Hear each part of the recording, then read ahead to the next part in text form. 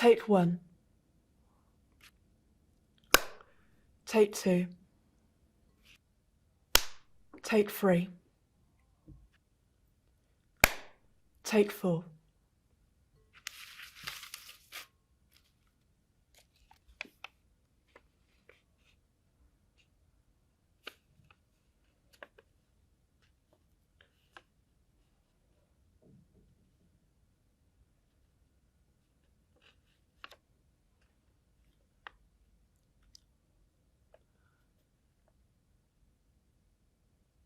You may think that the path in front of you where you're firing the bullet is clear, but something may appear in the path of the bullet, even if you think that you're firing into the sky.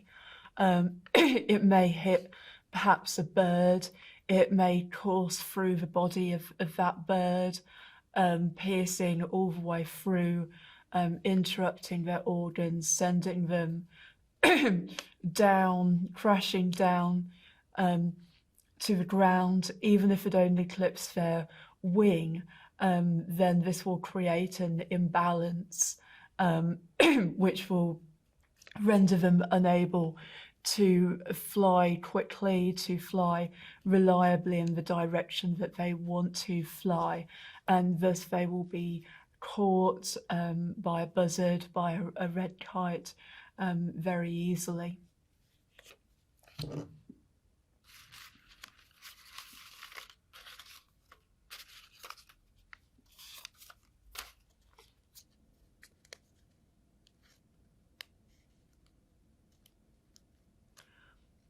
The items that are being suspended could very easily fall if not enough attention is being given to what parts of those items can come apart, what parts of the items can detach and fall. You have to bear in mind the height. As items accelerate through the air, they become more dangerous, so that even a small item from a great height can inflict a huge amount of pressure when it comes down on the heads of people who are standing below. And you would certainly want to stand below this. I think that people would want to stand underneath it to get a full view of the effect that this wind is having on the items, some of which are very heavy. There would also be concerns about putting the items up. Ladders can collapse very easily if they're not put up correctly, which can cause people to fall and hurt their hips, particularly. The sides of their bodies can impact very heavily on the ground, which you've got to imagine is a hard wooden floor, and can fracture very nastily around the hip.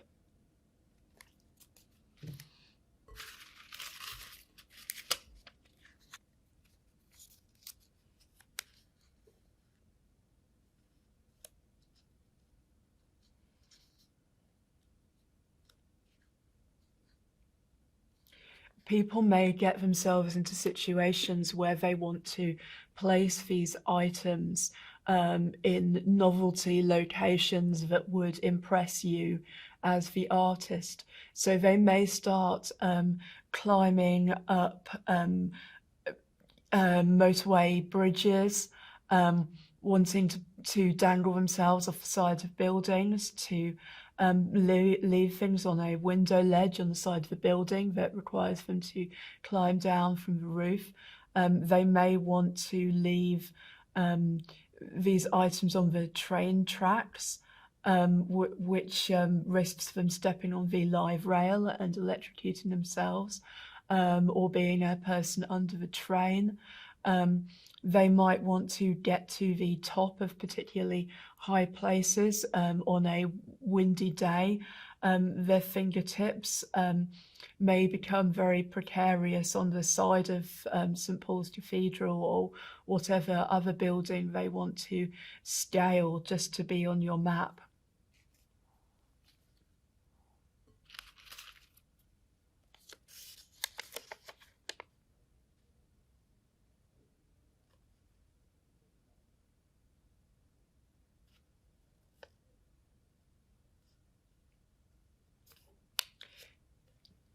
If you had to carry these items up the trunk of a tree, you would perhaps have to hold this ball or this water bowl um, in your mouth to allow you the use of your arms while you're climbing upwards.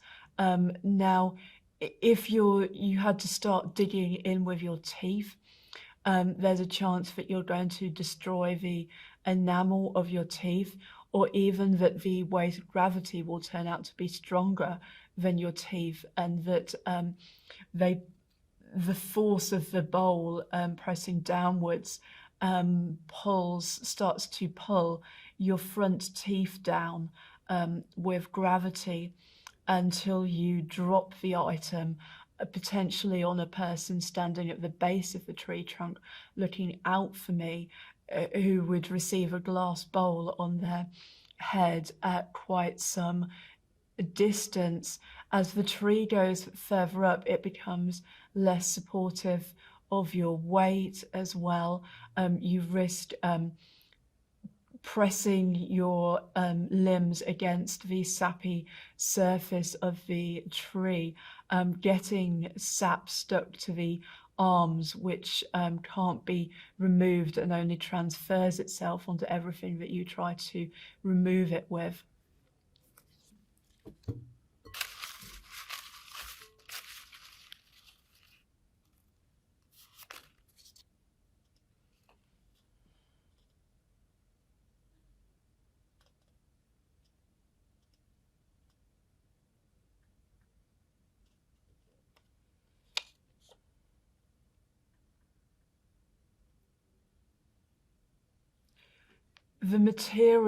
There's no material that can be used to join two fires together that won't also become part of the fire, and unless it is something perhaps metal, that's non-flammable, but again that would heat up.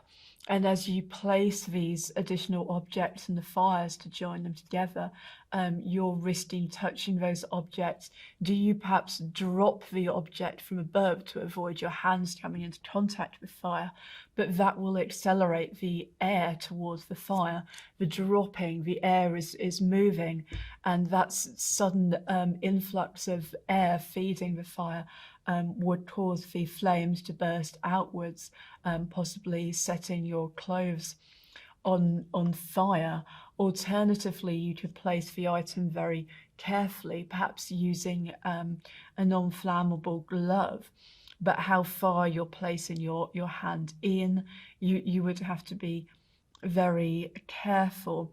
If you join perhaps cars together, if one of those cars sets off, then is the connecting cord simply going to snap, or will it pull on the other car behind it, so that the two cars, the second car is being pulled along, but it's not under anybody's control, so it veers from side to side massively. It pulls on the car in front and prevents it from turning with the traffic. It perhaps doesn't go always in the direction it's supposed to go, veering to the left and into oncoming traffic.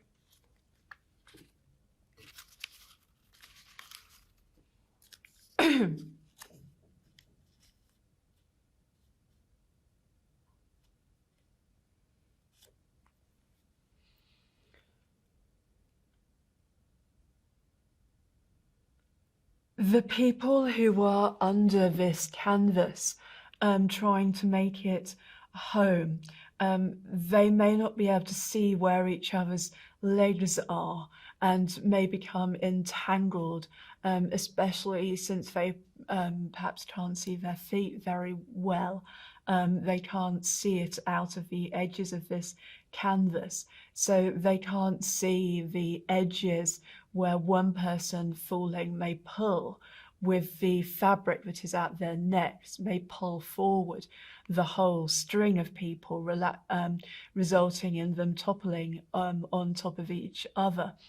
They're also unable to see the ground beneath them, if there is any glass, if there are any sharp stones, which may catch them off guard, cause them to hop or jump, which again would pull the whole train of people down onto the floor, possibly scraping their knees, their shoulders against these sharp stones that caused the first person to yelp, or their feet simply may be very cold if they're walking home through the snow on their bare feet.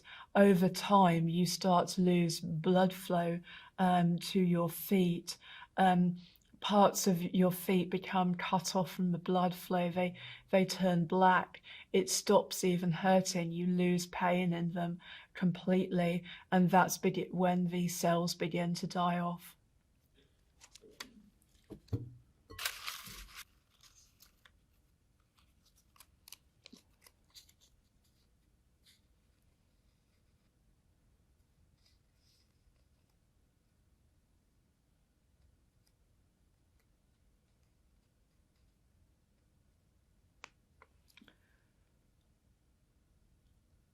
The trouble with nebulizers is that the chemicals that you'll typically spray at your throat through these things can raise your heart rate to a great degree. So if this person is spraying these chemicals down their throat and inhaling them at very regular intervals, well, by the time they've been doing that a while, their heart rate will be so elevated that they're putting their body under incredible strain. The heart is having to pump too hard.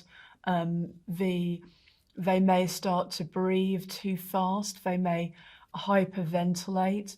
They may start to become dizzy because of taking in so much air. You feel that intensity of too much blood coming to your head, and you start to lose the capacity to know where your fingers are and what is going on with the rest of your body, and you become fully contained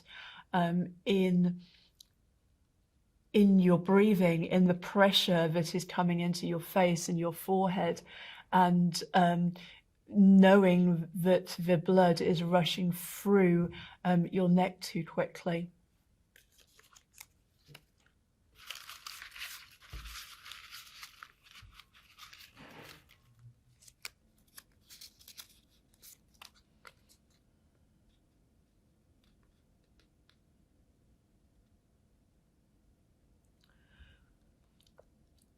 If the performer is putting their arms through two holes that have been made for and holding a heavy instrument, that makes me think that enormous strain is going to be placed upon the shoulders and the forearms. If you have to hold your arms out in front of you, especially holding something heavy for a long period of time, that places enormous strain, and it's down to the performer to decide what level of strain is reasonable. They have to have an awareness of how much strain they can take before they put something out in the shoulder, before they strain that muscle, potentially even ripping the muscle is possible apart from the joint. It's possible to completely detach the muscle from the joint. So I think they need to be cautious about the weight of the musical instrument that's being played, and give particular thought to guitar players in particular. I'm not sure about the weight of different instruments. It may be that you could prop certain things on the floor. Also, the musicians can't see what they're doing, so you wonder if they would be liable to getting their fingers caught up in the strings of their instruments, breaking a nail.